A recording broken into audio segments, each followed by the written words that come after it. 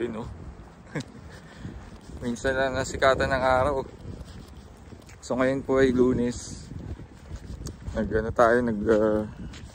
Medyo basa rito, ah.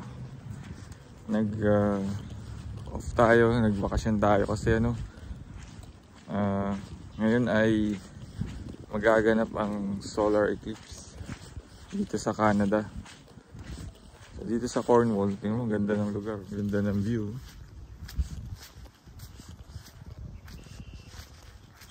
Kita niyo po yan, malapit sa tubig. Medyo gala-gala lang tayo. Medyo matubig pa yung yung damuhan. Ayan, lakad-lakad tayo.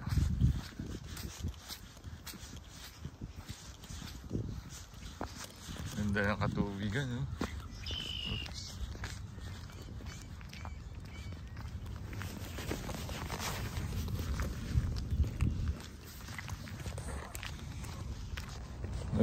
Dito sa Canada mahalaga yung sikat ng araw kasi bihira lang dito sumikat ng araw. Pag ganito magandang panahon, lumalabas sa mga tao. Tulad yan, no? Yung pamilya lumalabas, umahanap sila ng pwesto at papasikat sila sa araw, bibilad sila sa araw. Ganda ng tubig, oh. Tunaw na yung yelo. Sila naglalakad. Tsaka mga tao dito, mga mababait sila. Kumbaga, hindi ka mag-worry na kumbaga atakihin ka or kung ano man gawin sa'yo, masamang gawin sa'yo. Kumbaga makakapaglakad ka ng safe dito kahit paano. Yun nga lang, syempre iwas ka sa pagka madilim or iwas ka sa mga lugar na gano'n. Sila, pwesto ng hanap ng mapapwestuhan dito. Ayun. Yun ang kagandaan dito sa Canada. Kumbaga, after ng week mo ng pagtatrabaho, meron kang pahinga. Weekend. Kumbaga kung mahusay ka naman mag-budget, di mo na kailangan mag-overtime.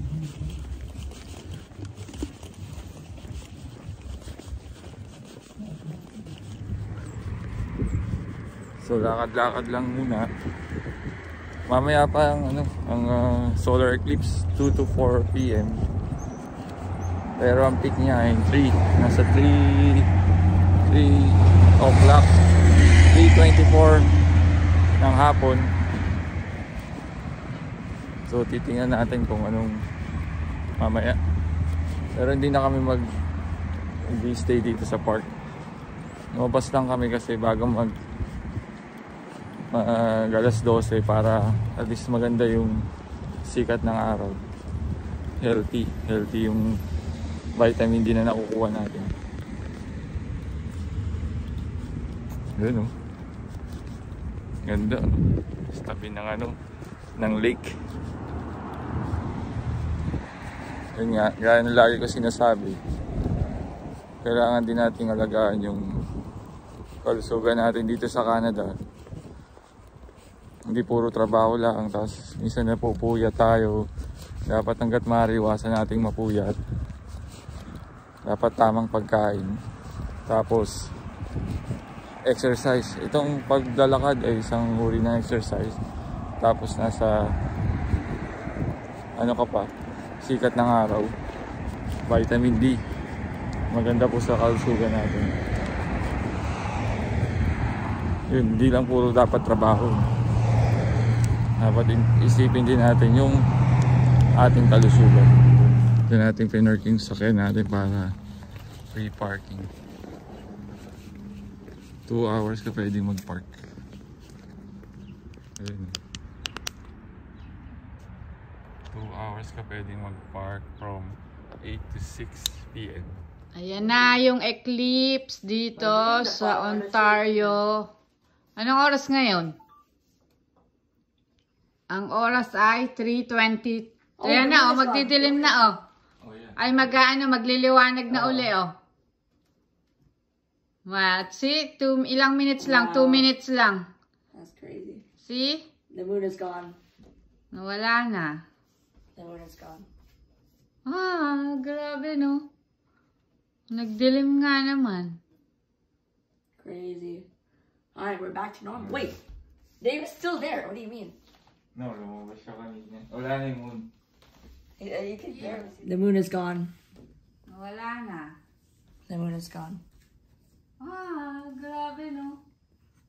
Nagdilim nga naman. Crazy. Alright, we're back to normal. Wait, David's still there. What do you mean? No, lumabas siya kanina. Wala na yung moon. You can barely see the moon. Wala na. 1 second. Liwanag na uli, oh. Wait, I can see with the glasses.